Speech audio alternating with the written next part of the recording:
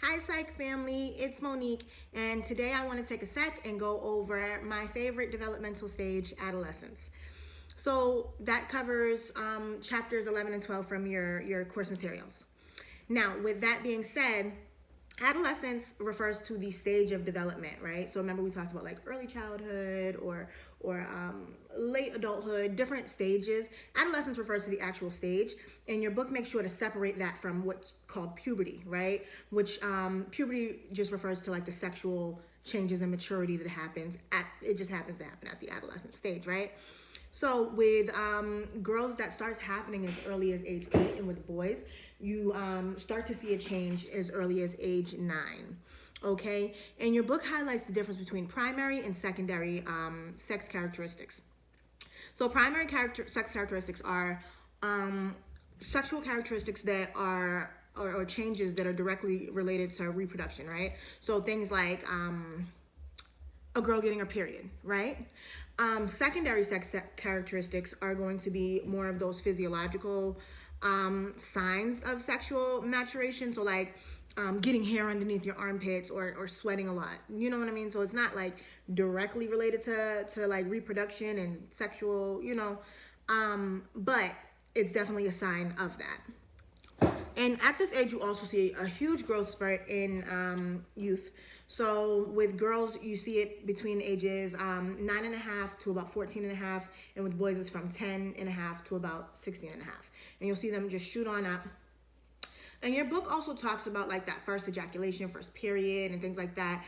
It's important to note that a lot of times that first ejaculation occurs in by means of like what's called a nocturnal emission, which is also known as a wet dream. Okay. And what that is when boys are sleeping and they ejaculate after having like an intense sexual dream. Now, we started to look at the trends that we look at over time as to when puberty is occurring and things like that. And according to the research, what's happening is kids are starting to go through puberty earlier and earlier, right, over time. And so that can be problematic because it's linked to certain negative effects between like health issues in adulthood, obesity in adulthood, even like psychosocial difficulties in getting along with others and feeling comfortable around others and things like that. And one thing I want to note with that is it might have something to do with feeling like you're the only one going through whatever you're going through, especially with girls. So for girls who get their period super early or something like that, it's like, you kind of feel different. You know what I mean? So when we talk about why that might be a factor, I mean, you guys can think of, I'm sure, reasons on your own as to why youth start getting their period earlier these days than what they have in the past and start going through puberty earlier. But weight is a big deal, right? Even like genetic influences, social factors, even like the way we eat food. Like our nutrition is better, but we're also taking in a lot more hormones and things like that. So it's important to just look at why when certain things are, said. We also look at frontal lobe development. All these times in the news, we hear about teenagers making these stupid decisions, and sometimes people want to try them as adults, but the number one argument that we see is like, oh, well, no, their brains aren't fully developed. They couldn't make those decisions. They were impulsive. So when we talk about like that frontal lobe of the brain, that's what takes control. That's what controls like the executive functioning, right? The planning, decision-making skills, all those things, right? So if that frontal lobe isn't developed, and it isn't developed until about 25, 26, so if it's not developed, then yeah, you're gonna have impulsive people making impulsive decisions, right? And another thing that we see in adolescence especially in this country, is less physical activity. Okay, so like I remember growing up, and I can go to any neighborhood, and there's kids everywhere outside playing sports, this, that. Now it seems like things are kind of more organized, and maybe that's just my perception, but the research kind of follows that same, pattern by saying kids are less active nowadays than what they used to be. And it might have something to do with this. I have kids, so that's kind of what they do all the time, right? Another thing is, kids at this age are sleeping way less than what they were in the past, and probably a lot less than what they should be. Their circadian rhythms, or their biological clock, which controls things like eating, pooping, sleeping, all these things, right? If you think about your biological clock, like you do the same things kind of in a rhythmic way around the same times each day, right? That's your circadian rhythms. In adolescence, there's a shift, right, where there's just a little bit different. So they tend to stay up a little later, right? And if you give them the option, they will sleep all day, right? But because we live in a world where they have to go to school and things like that, that's not really an option. So now they're getting up at what, 6 o'clock in the morning, sometimes even earlier, right, to head to school. So they're not getting enough sleep. And if you think about what happens to you when you don't get enough sleep, I'm sure you become cranky. I'm sure you get headaches. I'm sure that you become a bit of a jerk, right? So that might have something to do with all these adolescent turmoils and things like that. We also see issues with like school performance and even some like family relational issues. And it probably has a direct correlation with the amount of sleep that adolescents are getting. Now, in terms of mental health disorders, this is kind of the next segment of what we're going to talk about a little bit. We spoke before a tiny bit about a couple of mental health disorders to look out for, in particular eating disorders. Now is definitely a time to keep an eye out and just make sure that kids are educated, because it does become a bit of a safety issue, you know what I mean? So looking at things like anorexia, when people aren't taking in enough calories, or bulimia, when people tend to eat a whole bunch and then expel all the calories, right? And a lot of people think it's just like, oh, I'm going to throw up and expel everything, right? But it doesn't always look like that. Sometimes it's excessive exercising or taking diuretics or laxatives, right? So it's important to just think that bulimia, these eating disorders come in different forms. Another eating disorder that's less talked about is binge eating disorder. And it's literally exactly what it sounds like. It's just overeating, right? And, but like on a degree in which it has an extreme negative impact on your functioning and, the way you're moving through the world. Another thing that I want to highlight with this is substance abuse, okay? According to your slides and the textbook and all that, close to half of high schoolers have tried illicit drugs by the time they leave high school. Now, I'm going to repeat that. Close to half of high schoolers have tried illicit drugs before they leave high school. So I think that's such a loaded statement that it needs to be picked apart, right? So when we talk about the number, I'm wondering how they achieved these. And I feel like this with a lot of the information that's provided in these slides is like, how did they achieve that number, and why do they think it's an honest and open number when you ask teenagers, oh, have you used drugs, right? So, and then to try drugs, I would personally, I feel like that number might be a little higher, but according to the research and statistics, it's close to half, okay? Have tried to use drugs. And then also, what does that mean, illicit drugs? Are we talking cigarettes? Are we talking Molly? Are we talking household cleaners, right? What are we talking about, right, when we talk about drugs? So I think it's, I would have to explore that research a little more in depth. But they did say that 1 in 17 high school seniors use marijuana on a daily basis, which is interesting because marijuana is expensive, one. But also there is a trend towards marijuana being a little more socially accepted. So it's interesting. Another thing that occurs is depression increases at this age, right? We have a lot going on in our minds and everything else.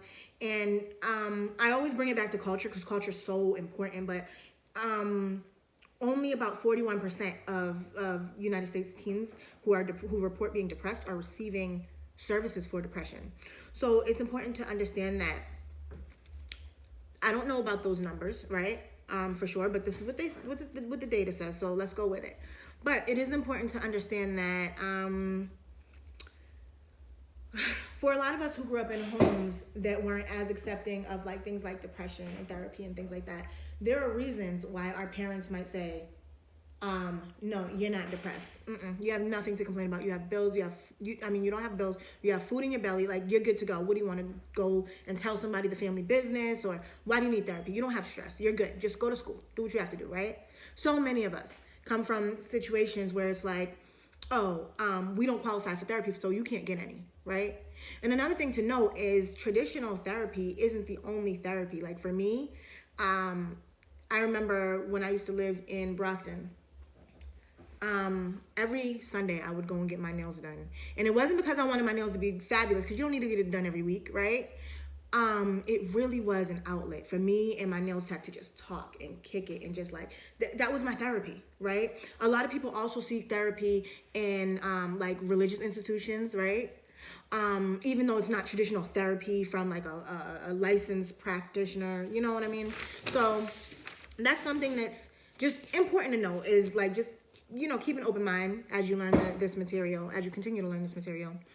Another thing is suicide is the second leading cause of death at this age. And it's not as surprising for me, but it is noteworthy, because we know that suicide and depression are correlated, right? So it's just like, you know, you kind of wish that more people were receiving services and things like that, but it is what it is. And motor vehicle accidents are the leading cause of death during adolescence, which speaks to our healthcare system and the fact that youth are not dying because they're sick. So that's a positive, right?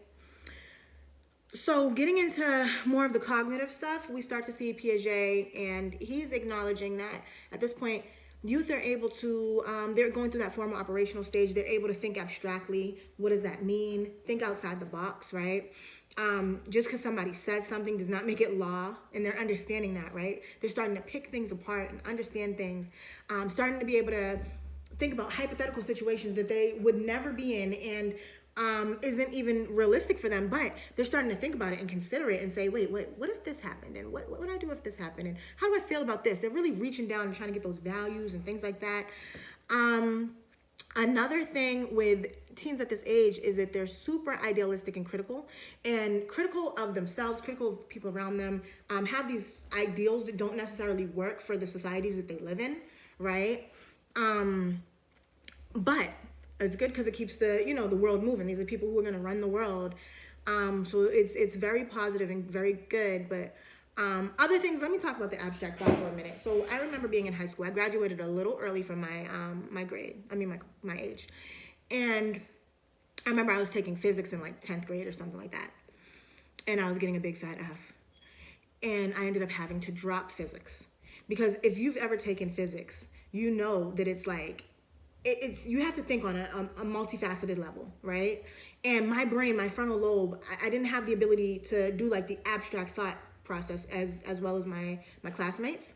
And so I ended up having to drop it because I was a little too young. My brain just couldn't handle it, right? You'll see the same thing when, like, if you look at the curriculum for high schoolers when they start teaching things that, like algebra, where you're replacing things with like numbers with X's, and just these abstract thoughts. You know what I mean? Even like being able to pick apart maybe like a legal argument, right? They're starting to think on a different level, and it's amazing the way it's happening. Another thing is, I spoke to you guys about Piaget and his moral development, what he says, right? So Kohlberg also stated that there were these stages of moral development, and at this point, youth are in the post-conventional stage, which means that they're not at the point where they are gonna follow the rules because they don't want to get into trouble. They're not at the point where they want to follow the rules so they don't get a consequence, or because that's what they're supposed to do, because that's the rules and it just is what it is, right? They're at the point where they can think like, is this right? Should I even follow these rules? Why should I follow these rules? Oh, they make sense? Okay, cool. Oh, they don't make sense? Well, no, it's not going down, right? Which is great. But then Kohlberg went a step further and said, well, if you're still not following the rules, it's a sign of immaturity and just kind of not being there yet, right? So a researcher named Gilligan went behind him and kind of found out and proved that his theories on not the steps of moral development was a little incorrect, but found out that his rationale behind it, and to say like that immaturity or not being completely there yet, that it's driven by sexism and cultural bias.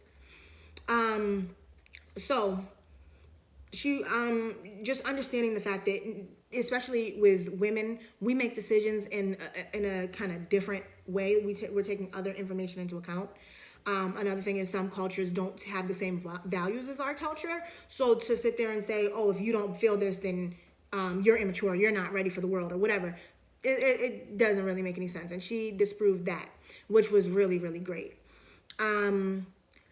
So also pro-social behavior increases. Remember we were talking about toddlers and how they kind of are just wild individuals. At this age, pro-social behavior increases. They're doing things, and we like to think of teenagers as like this, almost kind of like this forbidden, like just nasty people who are just all for self and things like that. That's not necessarily true, okay? And honestly, in the next lecture, we will get into that. But for now, just know that it's not necessarily true. In terms of school, we start to see youth start to drop out of school, and we wonder who's dropping out, right? So we notice that males, blacks, Hispanics are dropping out at a higher rate than other populations. And this typically will lead to low SES, which, I mean, it's kind of common sense. If you drop out of high school, you're probably not going to land a job where you're making, $60,000 a year, right? But if you, like, I'm not going to say there's not a chance, right? We know plenty of people who have dropped out or whatever, but the chances are much lower. Now, we start to dissect why, right? Why is it that youth who are dropping out of school are, why is it that these populations are the ones who are dropping out of school? The males, people who are black, Hispanic people, right? What is going on? So we start to dissect it. And they found out that there were low teacher expectations, right? Which, I mean, just knowing the population of students that I work with, I'm sure that a lot of you guys can think back to a time when either you, yourself personally, a family member, a friend, or somebody who might have fit into that male, black, Hispanic category, has been told by a teacher, you're not going to be anything, you're not going to be successful, right? Or even their classmates, right? Even like differential treatment, being treated a little different from your peers, or like you're not going to be as smart, or like you can't handle the work, or you have somebody talking down to you.